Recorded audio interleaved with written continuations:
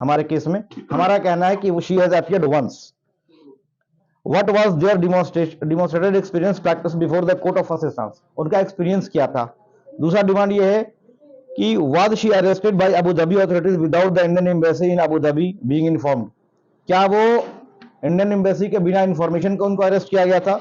तीसरा सवाल ये है कि had she been consulted by lawyer for the preparation of case at any point of time, जो लॉयर दिया गया था क्या लॉयर उनसे कभी मिला जेल में जाकर के केस की प्रिपरेशन के लिए, जो इंडियन एम्बेसी ने जो दिया था। चौथा, had she confess before the court, क्या कोर्ट में कभी उसने अपने अपनी गलती को माना, कभी कन्फेस किया।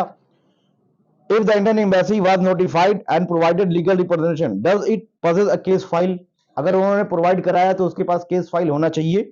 And where the case documents and proceeding communicated to the family, क्या वो प्रोसीडिंग और कम्युनिकेशन क्या फैमिली को कभी इंडियन एम्बेसी के द्वारा दिया गया।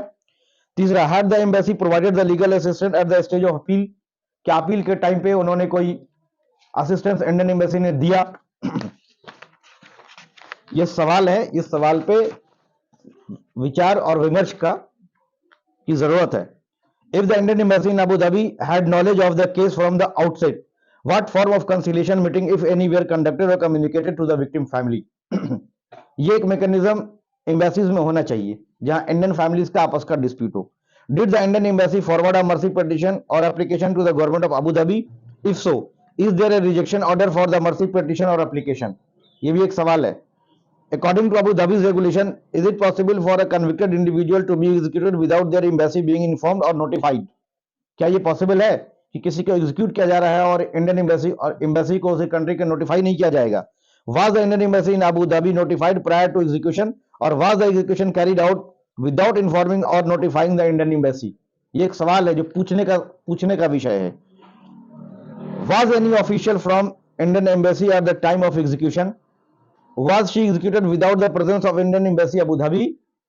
When and on what date Indian embassy got notification of the execution? ये भी सवाल है कि आपको कब नोटिफिकेशन मिला कि उसको एग्जीक्यूट किया जाएगा। Had the Indian embassy inquired the reason, when had the Indian embassy inquired the reason for this delay of communication? As per Islamic law, एक और नई बात अभी बता रहे हैं हम आपको। As per Islamic law, जब किसी की मौत हो जाती है तो एज सुन एज पॉसिबल उसकी बॉडी को दफन किया जाता है। यहां एग्जीक्यूशन होता है 15 तारीख को और किस वजह से डेड बॉडी को 5 मार्च तक रोक के रखा जाता है, जिसकी बरियल आज होती है। इस डिले की वजह क्या है as per Islamic rule and rituals. जहां आप हमें वीडियोग्राफी नहीं दे सकते हैं, हमें फोटोग्राफी नहीं दे सकते हैं, आखिर वहां गैर इस्लामिक तरीके से आप 20 दिन तक हमारी बॉडी को दफन क्यों नहीं करते हैं, इसके पीछे क्या कारण है। What was the reason of this 20-day delay in burial of Shahzad Khan and what official reason was assigned by the UAE government to the Indian embassy? ये इंडियन एम्बेसी को हमें बताना चाहिए। और दूसरी बात ये है कि जब इंडियन एम्बेसी कहती है कि हमने at the first court of first instance में हमने लीगल असिस्टेंस प्रोवाइड कर दिया था, तो क्या ये पॉसिबल है कि जब आपका एग्जीक्यूशन हो रहा हो आपके कंट्री के किसी सिटीजन का और आपको इन्फॉर्म नहीं किया जाए और आपको नोटिफाई नहीं किया जाए। अगर आपको नोटिफिकेशन और इंफॉर्मेशन थी 16 तारीख को नोटिफिकेशन थी, तो आखिर क्या वजह रही कि आपने फैमिली को बताना मुनासिब नहीं समझा कि आज की डेट में आपका एग्जीक्यूशन है। और ये पॉसिबल नहीं है कि एग्जीक्यूशन से पहले इंडियन एम्बेसी को नोटिफाई नहीं किया जाएगा। ये एक बड़ा मूठ सवाल है। क्या दुबई में ऐसा रूल है कि बिना इंडियन एम्बेसी को नोटिफाई किए हुए कन्विक्ट कर देंगे? भाई हमारे यहाँ तो ऐसा रूल नहीं है। ये सवाल है सुप्रीम कोर्ट के माध्यम से नहीं, ये सवाल हम पूछ रहे हैं, इनकी फैमिली की तरफ से ही पूछ रहे हैं हम लोग। ये सवाल है जो हम इंडियन एम्बेसी से हमको चाहिए। दूसरी अब हमारी डिमांड है, हमारी डिमांड ये है कि provide the complete judicial record of the case officially by the Indian embassy Abu Dhabi including and specifically the order of rejection of mercy petition. हमें वो पूरा डॉजियर दिया जाए जो FIR कंप्लेंट से लेकर के जो रिजेक्शन ऑफ मर्सी पिटीशन तक है, वो डॉजियर हमें प्रोवाइड कराया जाए। दूसरा, जो भी बिलोंगिंग शहजादी खान का है उसका पासपोर्ट, उसका फोटोग्राफ्स, उसके कपड़े, उसका मोबाइल फोन, उसकी और दीगर चीजें वो हमें हैंड ओवर किया जाए प्रॉपर चैनल से। दूसरी हमें एक चीज ये है कि भारत सरकार अपने लिए कम से कम एक रूल बनाए कि जब किसी इंडियन की इंडिया के बाहर डेथ होती है तो बिना पोस्टमार्टम के बॉडी को रिसीव नहीं किया जाए और उसको बरी नहीं करने दिया जाए। ये हमारी इंडियन सरकार से मांग है कि वो अपने देश के नागरिकों की सुरक्षा के लिए ये मांग बनाए।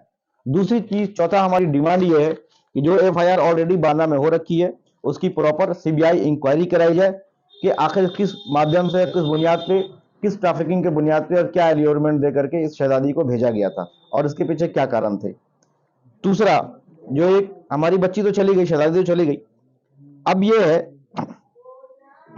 कि दो डिमांड है सारे भारत देशवासियों के लिए। मैं फिर भी कहता हूं, इंडिया के 4 करोड़ लोग पूरी दुनिया में रहते हैं, 4 करोड़ लोग, किसी के साथ भी कहीं पर भी कोई भी हादसा हो सकता है, जिसमें लगभग 1.5 से 2 करोड़ लोग गल्फ और मिडिल ईस्ट की कंट्री में रहते हैं, भारत के लोग, जो वहां मजदूरी या व्हाइट कॉलर जॉब करते हैं। तो हमारी सरकार से 2 डिमांड है। पहली बात तो ये है कि एक ऐसा प्रॉपर वेल ऑयल्ड एक ऐसा मैकेनिज्म डेवलप कीजिए जो इंडियन लोगों को, अगर वहां उनको लीगल असिस्टेंस या असिस्टेंस की जरूरत होती है तो वो प्रोवाइड कराया जाए। और तीसरा ये है, जो कई बार कई केस देखने के बाद ये आया है और ये डिमांड इनकी तरफ से है कि जब भी कोई भारत का नागरिक, चाहे वो नेचुरल डेथ में या अननेचुरल डेथ में या एग्जीक्यूशन में, अगर भारत के बाहर मारा जाता है तो भारत सरकार उसको अपने पैसे से भारत सरकार वापस लाए ताकि उसका बरियल उसके अपने परिवार के बीच में हो सके। ये हमारी डिमांड है।